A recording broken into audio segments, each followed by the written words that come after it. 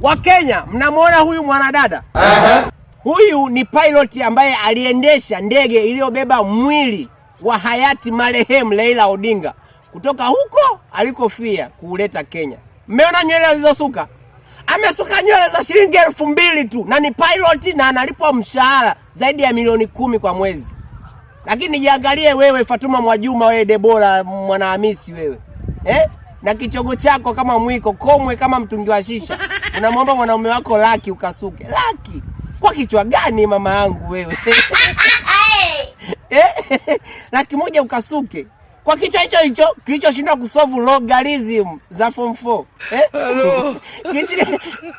Kilichoshinda kusolve hesabu za form 4. Wanawake sisi. Eti sisi.